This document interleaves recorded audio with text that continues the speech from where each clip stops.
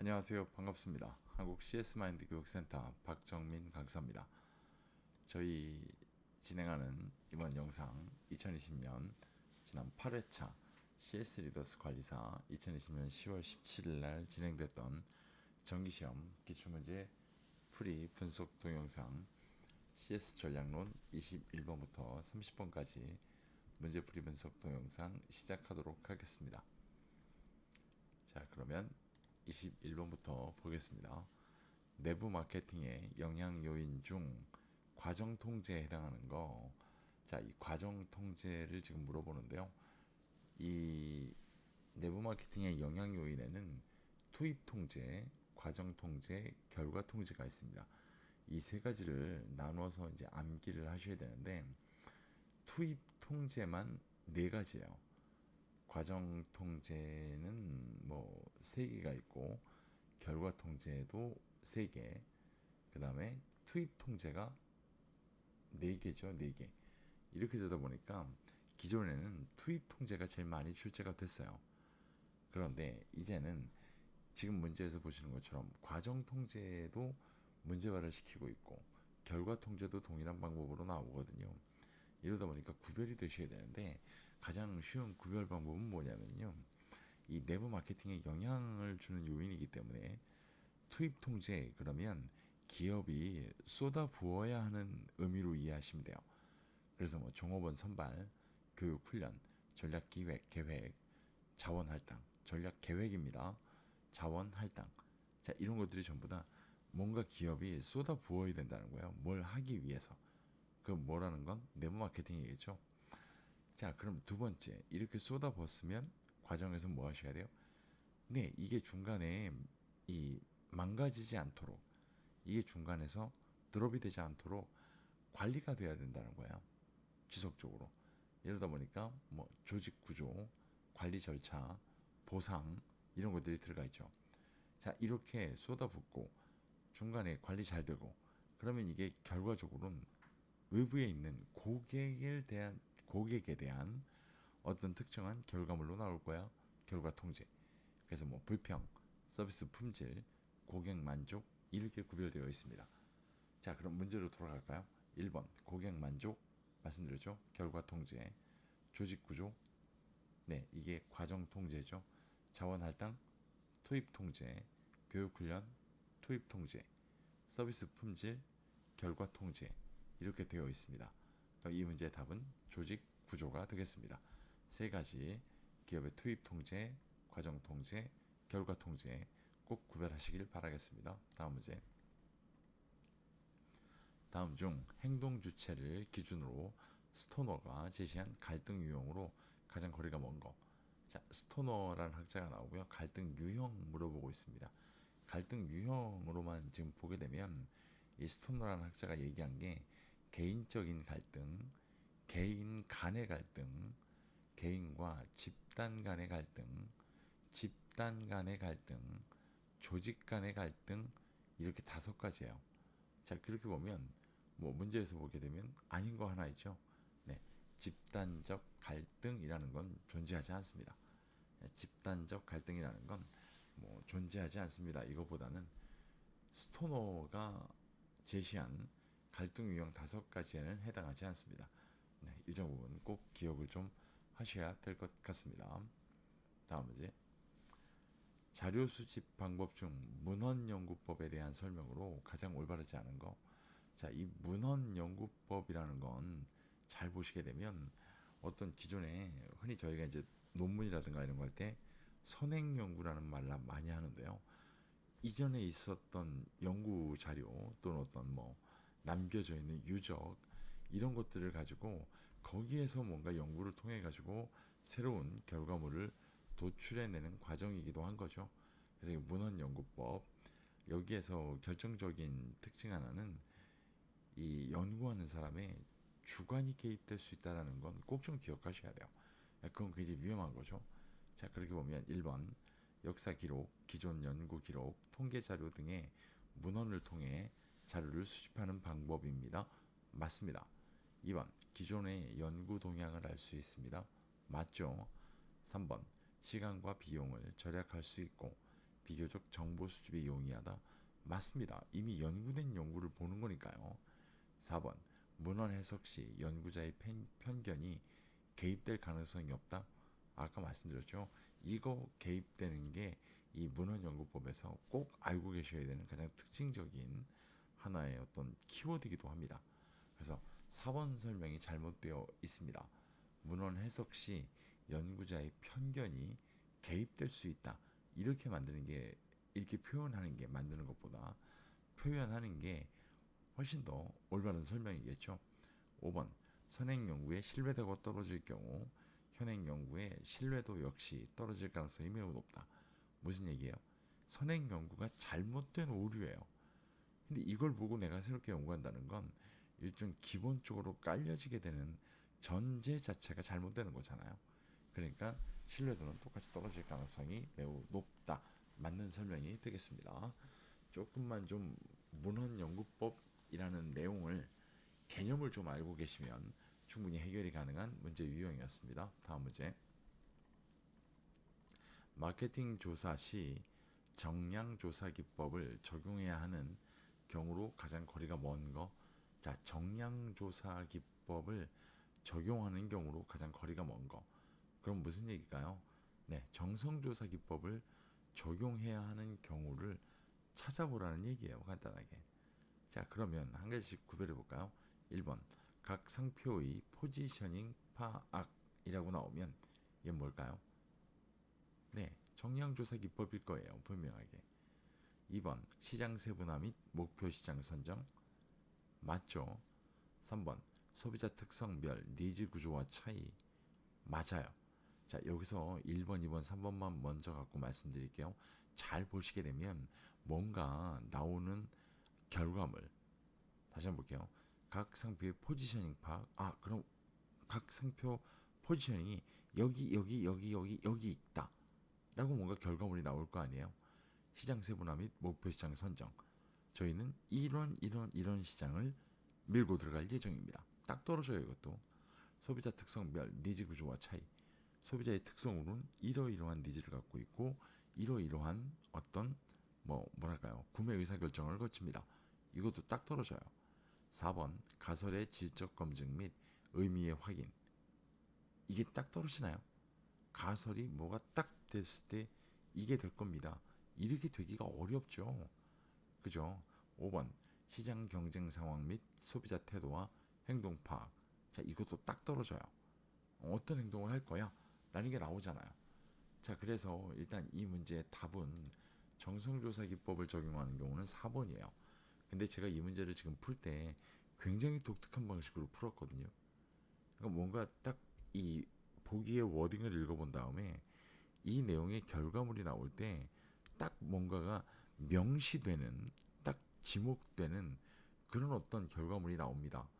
왜 이런 방식으로 설명드리냐면 이걸 암기를 하지 않은 상황으로 문제를 풀 수 있는 방법이 없을까 고민하다가 이 방법은 제가 쓰고 있는 방법이에요. 네, 저 또한 강사를 2010년부터 하고 있지만 정량조사, 정성조사 기법 적용하는 경우 정확하게 저도 암기하고 있지 않아요. 네, 왜 그러냐면 쉽지 않아요. 이러다 보니까 지금 말씀드린 것처럼 이런 방법을 쓰거든요. 근데 이건 좀 고민을 했었어요. 이건 왜 그러냐면 제가 쓰는 방법이긴 하지만 이 방법이 모든 분한테 맞는다고 보기는 어려워요. 이렇기 때문에 제가 지금 설명드린 방법이 나한테는 맞지 않는다라고 생각을 하신다면 정량조사 기법, 정성조사 기법을 적용해야 하는 경우 둘 중에 하나만 기억하시기를 바랍니다.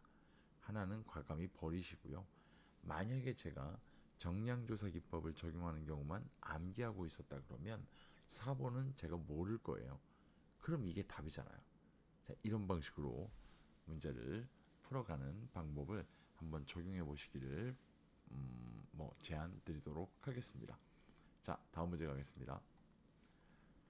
라파엘과 레이피가 제시한 고객 충성도 유형 중, 자 볼까요? 여기부터 키워드죠. 특정 제품이나 서비스의 구매에 관심을 보일 수 있는 계층. 자, 관심을 보이기 시작한답니다. 누굴까요? 이러면 예비 고객입니다. 특정 제품이나 서비스에 구매에 관심을 보일 수 있는 계층. 저 키워드를 가지고 예비 고객 딱 연결 지시면 될 것 같습니다. 적어도 한 번 정도 가게를 방문하는 계층, 단순 고객. 이 단순 고객은 기본소에서 영어로 되어 있는 이름을 보시면 샤퍼라고 되어 있어요. 네, 쇼퍼. 경화적으로 쇼핑하는 사람이잖아요. 그러니까 그 관점을 갖고 좀 연기해도 이해가 되실 겁니다. 그 다음에 뭐 고객, 빈번하게 구매하는 계층, 고객, 정기적으로 구매하는 계층, 이번엔 정기적이라는 말이 나와요. 자, 이 사람들 우리가 단골 고객, 클라이언트라고 부릅니다. 칭찬을 아끼지 않는 고객, 원래 저희가 알고 있는 이 칭찬을 아끼지 않는 고객, 애드보케이터라고 부르게 되면 옹호 고객이라고 부르거든요. 근데 여기는 나오지 않는 이유는 라파엘과 레이피가 이 사람들의 이름을 명칭을 옹호 고객이 아닌 옹호와 단골 고객을 다 어떻게 보면 결합한 의미겠죠. 저희가 알고 있는 이 사람들은 왜 그러냐면 단골 고객을 따로 만들었으니까요. 그래서 충성 고객이라고 부르고 있습니다. 칭찬을 아끼지 않는 고객. 자, 좀 암기가 분명히 기반되셔야 되는 문제 유형이었습니다. 다음 문제.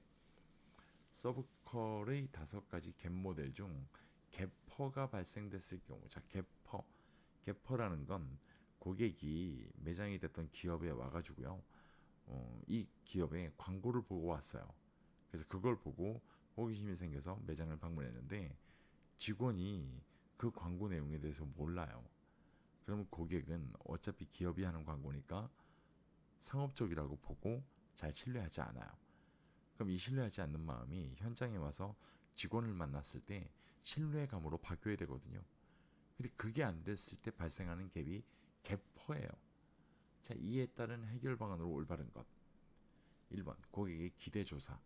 자, 고객이 기대하는 바를 모를 때 발생하는 거 갭 1이죠. 수요와 공급의 연결. 자, 수요와 공급의 연결은 대표적으로 보면 갭 3에 나오는 해결 방안입니다. 수요와 공급의 연결. 이 수요와 공급의 연결도요, 조금만 좀 뭐랄까요, 확대 해석을 해보면 결국 직원에 대한 얘기예요. 네, 그죠? 3번 서비스 업무 표준화. 자, 표준화 얘기 나옵니다. 이건 갭 2죠. 그 다음에 뭘 봐야 될까요? 4번 기술 직무 적합성 보장. 얘는 뭘까요? 자, 이것도 직원에 대한 얘기다라고 확장을 시켜버리면 갭 3예요. 자, 그럼 고객의 기대의 효과적인 관리. 고객 기대의 효과적인 관리. 얘가 뭘까요? 네, 얘가 갭포의 해결 방안입니다. 기억을 좀 하셔야 될 것 같아요. 이 문제 쉽지 않습니다. 왜 그러냐면 쉽지 않다고 말씀드린 이유는 지금 여기 나온 5번의 보기 고객 기대의 효과적인 관리, 말씀을 드리면 얘가 보기로 잘 나오지 않았거든요. 예전에는 갭포 해결 방안 이러면 수평적 쌍방향 커뮤니케이션의 증대, 광고와 인적 판매에서의 정확한 약속, 이런 게 주로 나왔는데 지금 여기서 보시는 고객 기대의 효과적인 관리는 보기로 잘 출제되지 않았어요. 그렇기 때문에 이렇게 문제가 나왔을 때 꼭 한번 자세히 보실 필요가 있습니다. 다음 문제. 고객 만족 계획 수립과 관련해 마케팅 목표 설정 기준에 대한 설명으로 가장 올바르지 않은 거, 흔히 뭐 저희가 알고 계시는 건 뭐 구체적이어야 됩니다. 구체적이기 위해서는 정량적으로 표시되어야 됩니다. 이런 것들을 알고 계시는 거죠. 1번 일정이 명확해야 된다. 맞습니다. 2번 기업의 목적은 일관성이 있어야 된다. 맞아요.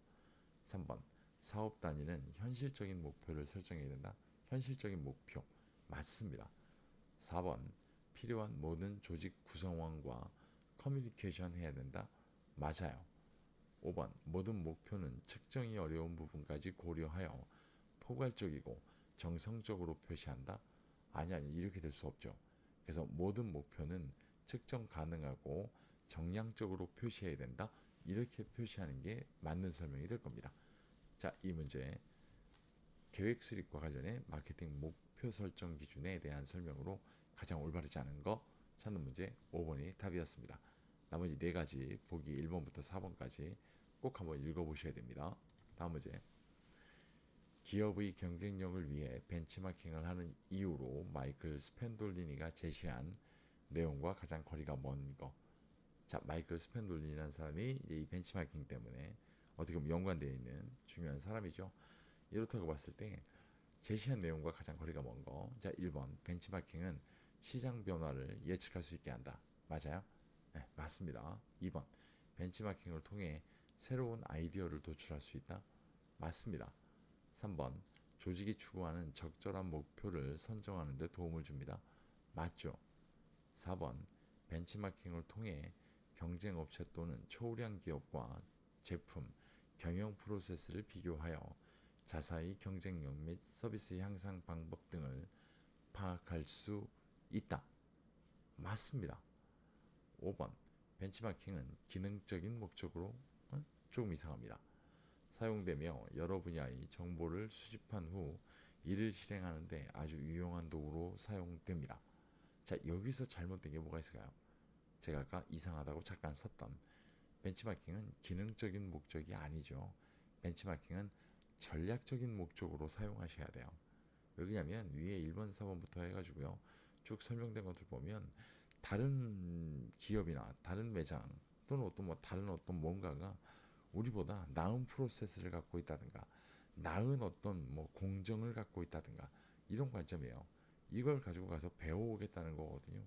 이러다 보니까 기능적인 목적이 아니라 전략적인 목적으로 자리를 잡는 게 오히려 맞는 설명입니다. 자, 이 문제 특정 단어를 변화시킴으로써 출제를 했던 문제 유형입니다. 상당히 어려웠던 문제입니다. 체크하고 보시길 바랍니다. 다음 문제입니다. 다음 보기 대화에 해당하는 용어로 가장 올바른 것. 자, 박 부장.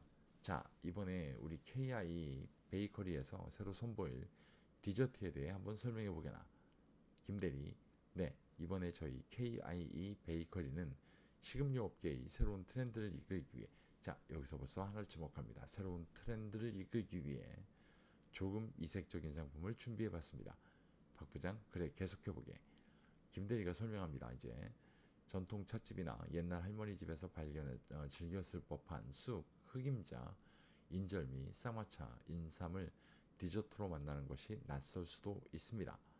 하지만 현대인들이 즐기는 서양식 음료와 케이크의 예스러움을 더한 이 이색적인 조합이라고 분명히 얘기하잖아요. 그죠? 그러니까 뭔가 새로운 게 나왔다는 거예요. 기성세대들의 입맛을 사로잡았을 뿐만 아니라 만약에 기성세대들의 입맛을 사로잡아요. 그럼 레트로겠죠. 복고니까요. 뿐만 아니라 젊은 세대들의 긍정적인 호응도 이끌어낼 수 있으리라 믿습니다. 박 부장, 다시 말해 전통 식재료를 디저트에 담아 현대적으로 재해석한다는 얘기로군. 이게 담을 지목하고 있는 겁니다. 다시 말해 전통 식재료를 디저트에 담아 현대적으로 재해석한다는 얘기로군. 자, 이 키워드를 가지고 찾아낼 수 있는 명칭 뉴트로입니다. 뉴트로. 새로움 플러스 낡음 또는 미래 플러스 오래된, 그리고 신제품 플러스 복고, 이런 상반되는 두 개념이 녹아들어 탄생한 개념인데요. 어떻게 보면 오래된 것을 끌어다가 현대적 가치를 그 위에다 얹혀버리는 하나의 마케팅 방법, 뉴트로라고 부르게 됩니다. 일단 복고 그러면 레트로라는 건 뻔히 아실 거고요. 원래는 와인에서 온 이름인 빈티지 마케팅이라는 관점이 있죠. 원래 이 포도주 빈티지에서 온 거죠. 그래서 뭐라 말씀드릴까요? 재활용적인 의미, 고전적인 스타일이나 아이템을 모티브로 삼아 재해석해서 패션으로 이용하는 개념, 이걸 저희가 빈티지라고 부릅니다. 앤티크, 이건 알고 계시죠? 원래 시대에 뒤떨어진다는 뜻으로 쓰이는 말이었죠, 옛날에. 하지만 고대, 고풍 이렇게 쓰이는 말로 됩니다. 영향을 주는 뜻의 단어, 많은 사람들에게 동시에 영향을 줍니다. 인플루언서, 이렇게 나누시면 될 것 같습니다. 자, 전략론 마지막 문제입니다. 2개 이상의 상품이나 서비스를 할인된 가격에 패키지로 구매할 수 있도록 하면서, 자, 여기가 나와요. 딱 일단은 1대1로 묶어놨다는 얘기예요. 별도로 분리하여 개별적으로도 구매할 수 있도록 가격을 책정하는 서비스 가격 전략의 명칭 뭡니까? 자, 이 서비스 가격 전략 두 가지가 있죠. 순수 묶음 가격 전략, 혼합 묶음 가격 전략. 자, 이 중에 1대1로 엮여 있는데 한 제품만 살려다 보니까 고객님 그렇게는 사실 수 없습니다. 같은 1대1로 된 걸로 구매하셔야 됩니다. 그러니까 금액을 더 줘야 되잖아요. 이걸 순수 묶음 가격 전략. 문제에서 제시한 것처럼 별도로 분리하여 개별적으로도 구매할 수 있도록 이라고 나온다는 건 무슨 가격 전략? 네, 혼합 묶음 가격 전략입니다. 자, 아주 간단한 키워드로 구별이 가능한 문제 유형이었습니다. 저희 전략론 21번부터 30번까지 문제풀이 분석 동영상 다 말씀을 드렸습니다. 조금은 문제들이 길어지고 또 개념을 물어보기도 하고 하는 다양한 형태로 보시다 보니까요. 전략론 3개 문제풀이 중에 가장 어떻게 보면 난이도가 좀 있었다라고 볼 수 있을 만한 파트이기도 했습니다. 오늘 이렇게 10가지 문제, 10개 문제 말씀을 드렸는데 나는 이 영상만으로 시험 대비가 충분히 가능하겠다. 그렇게 된다면 뭐 오히려 제가 감사할 일이에요. 하지만 만약에 그렇게 되지가 않는다. 나는 좀 뭔가를 자료를 보고 이렇게 해야겠다라는 분들을 위해서 저희 거 홍보 시간을 좀 갖겠습니다. 왼쪽 위에 보시는 게 제가 출판한 기출문제 분석 문제집이고요. 온라인, 오프라인 서점에서 다 구매 가능하십니다. 총 13회차가 포함되어 있고요. 문제와 분석 자료가 구별되어 있습니다. 앞에는 일정 부분에 교재 외 기출문제를 기반으로 하는 기본서 내용도 같이 포함되어 있습니다. 저 교재를 구매하시게 되면 최신 기출문제가 포함되지 않기 때문에 기출문제를 구입하신 문제집을 구입하신 분들은 아래 오른쪽 아래 보이는 제 네이버 카페 여기로 오시게 되면 가입하시면 등업을 해드립니다. 그래서 뭐 최신 기출문제 또는 뭐 챕터별 문제 단원별로 나누는 거 연도별 문제 그다음에 뭐 지난 6년간 가장 많이 출제가 됐던 문제들만 따로 모아놓은 핵심 분석 문제 여러 가지 핵심 솔루션 문제풀이 분석 솔루션들을 제공해 드리고 있습니다. 물론 이 카페 가입도 기출문제 분석 문제집이라고 하는 이 문제집을 구매하셔야 됩니다. 저희가 이북으로 다 등록해 놨기 때문에 이제는 무상으로 제공해 드리긴 어렵고 저걸 구매하시게 되면 나머지 전부 자료에 대해서 다 저희가 제공해 드리고 있습니다. 유료화되어 있다는 것만 꼭 좀 양해를 부탁드리도록 하겠습니다. 오늘 영상 재밌게 보셨다면 구독과 좋아요, 알림 설정까지는 부탁 안 드릴게요. 어차피 뭐 이 동영상은 문제 시험 봐서 합격하신 분들한테는 더 이상 의미가 없어요. 이렇기 때문에 알림 설정 아니어도요. 구독과 좋아요는 꼭 좀 체크 부탁드리도록 하겠습니다. 다음번 영상은 CS 실무론 1번부터 10번 문제풀이 분석 동영상으로 찾아뵙도록 하겠습니다. 고생하셨습니다. 고맙습니다.